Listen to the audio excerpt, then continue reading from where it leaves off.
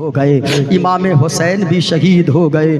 جب رات کے 12 بجے نا سیدہ زینب پہرے داری کر رہی ہے، حضرت علی کی کا حوصلہ لے کر تلوار لے کر خیمے کے چاروں طرف گھومتی ہے، خبردار اب کوئی میرے خیمے کے قریب نہ پہنچے، اب اگر کوئی آیا علی کی بیٹی کے تیور سے کوئی بچ نہیں پائے گا۔ سیدہ زینب تلوار لے کر پہرا دیتی ہے، بچے اندر سو رہے ہیں۔ اتنے میں کربلا کا جو میدان تھا، خیمہ وہاں سے کچھ دوری پہ تھا، کربلا کے میدان میں جہاں شہدائے کربلا کی لاشیں رکھی تھی وہاں سے رونے کی آواز آنے لگی، سسکیوں کی آواز آنے لگی۔ اللہ اللہ، جب سسکیوں کی آواز آئی سیدہ زینب کا سوچتی ہے یہ کون اتنے درد سے رو رہی ہے، یہ کون ہے جس کی رونے کی آواز آ رہی ہے، یہ کون ہے جن کے سسکیوں کی آواز آ رہی ہے۔ اللہ اللہ، سیدہ زینب سوچتی ہے چلو چل کر دیکھتے ہیں کون پریشانی میں ہے۔ جب وہاں پہنچتی ہے دیکھتی کیا گئے، رونے والی کوئی اور نہیں گئے بلکہ ان کی بھتیجی حضرت سکینہ ایک لاش کے سینے پر سر رکھ کر رو رہی ہے، سسکیاں لے لے کر رو رہی ہے۔ سیدہ زینب اٹھاتی ہے سکینہ کو گلے سے لگاتی ہے، او بھتیجی زینب، میری بیٹی، میری گڑیا، یہ بتا تو کس کے لاش پہ سر رکھ کے رو رہی ہے؟ کہنے لگی پھوپھی جان یہ کسی اور کی لاش نہیں ہے بلکہ یہ میرے بابا حسین کی لاش ہے جن کے سینے پہ سر رکھ کر میں رو رہی تھی۔ کہنے لگی بہن سیدہ زینب کہنے لگی او بھتیجی سکینہ یہ بتاؤ یہاں تو سر بھی نہیں ہے، اتنی تیر لگے ہیں کہ ان کو پہچانا بھی نہیں جاتا ہے، تو نے کیسے پہچان لیا اتنی لاشوں کے درمیان، 72 لاشوں کے درمیان یہ تیرے بابا حسین کی لاش ہے؟ سر اگر رہتا تو الگ بات ہے، سر تو یزیدی کاٹ کر لے کر چلے گئے، اتنا سننا تھا۔ کہنے لگی سیدہ سکینہ پھوپھی جان مجھ کو خیمے میں نیند نہیں آ رہی تھی اور میری عادت یہ ہے روزانہ امام حسین میں اپنے بابا جان کے سینے پہ سر رکھ کر سویا کرتی تھی، اور آج میرے بابا شہید ہو گئے، مجھے خیمے میں نیند نہیں آ رہی تھی، میں چپکے سے نکل کر یہاں آئی اور میں زور زور سے کہنے لگی میرے بابا جان امام علی مقام امام حسین، روزانہ آپ کی بیٹی، روزانہ آپ کی گڑیا، روزانہ آپ کی سکینہ آپ کے سینے پہ سر رکھ کر سوتی تھی، نیند آ جاتی تھی، آپ سر پہ ہاتھ پھیرتے تھے نیند آ جاتی تھی، آج میرے بابا آپ کہاں چلے گئے ہو؟ ابو جان اب تک آپ آئے نہیں ہو، ابو جان آج تیری بیٹی کو نیند نہیں آ رہی ہے، زندگی بھر آپ کی بیٹی کو کیسے نیند آئے گی؟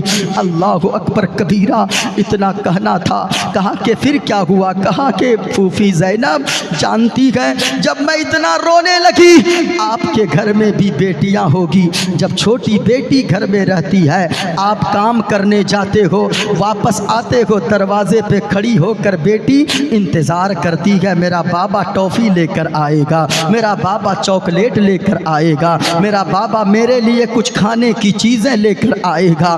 کبھی سوچو تو صاحبو لوگوں سوچو، آپ کی بیٹی انتظار کرتی ہے، وہ سکینہ کے دل پہ کیا گزرتا ہوگا جو روزانہ کاندھے پہ سر رکھ کر سوتی تھی سینے پہ، آج کوئی کاندھا نہیں مل رہا ہے۔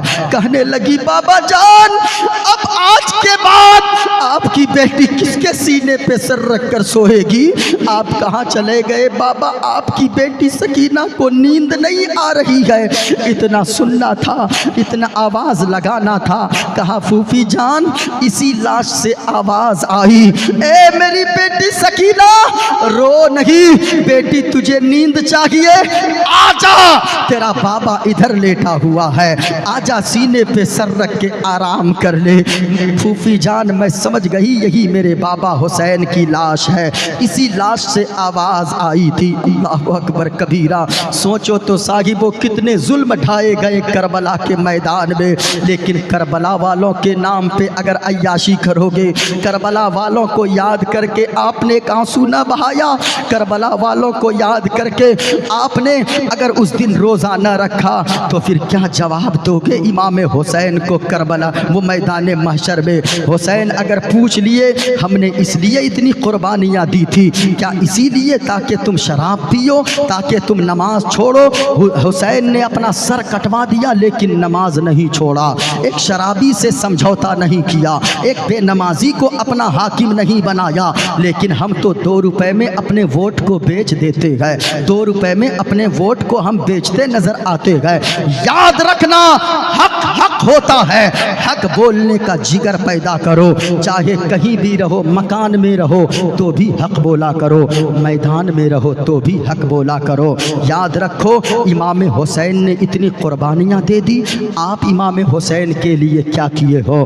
میں گزارش کروں گا، اگر آپ نے اتنی باتیں سنا ہے کربلا والوں کی یاد میں، تو ایک مرتبہ میں گزارش کروں گا ایک بندہ کوئی آ جائے، کربلا والوں کے نام پہ آپ جلسہ کرتے ہو، بہت خرچ آتے ہیں، اس سال کا بھی خرچہ ہے، آنے والے سال میں بھی پھر آپ کراؤ گے، لیکن امام حسین نے اپنے خاندان کو لٹوا دیا، کربلا میں 72 لوگ شہید ہو گئے، کتنے کتنے ظلم ڈھائے گئے ہے، اس پورے مجمع میں سے 1000 روپیہ لے کر آؤ کربلا والوں کے نام پر، آپ کربلا والوں کے نام پر دو، اللہ کی قسم کربلا والے کے خیرات اتنے ہیں کہ کربلا والے جب لٹاتے ہیں تو بے حساب دیتے ہیں۔ کون ہے؟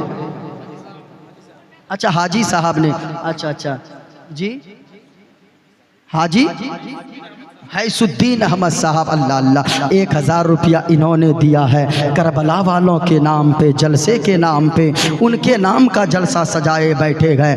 آئیے آپ میں سے کون اور اگر کوئی ہو 1000 روپیہ لے کر آئیے۔